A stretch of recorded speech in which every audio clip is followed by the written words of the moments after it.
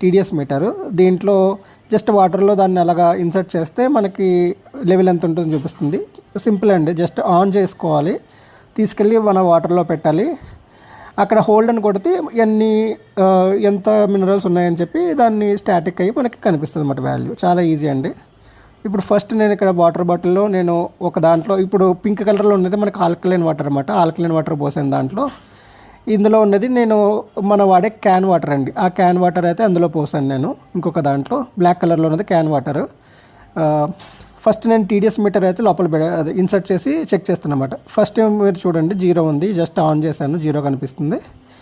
ఇప్పుడు నేను క్యాన్ వాటర్లో అదిగోండి 0. ఒకసారి మళ్ళీ క్యాన్ వాటర్లో అయితే పెట్టాను నేను. ఇప్పుడు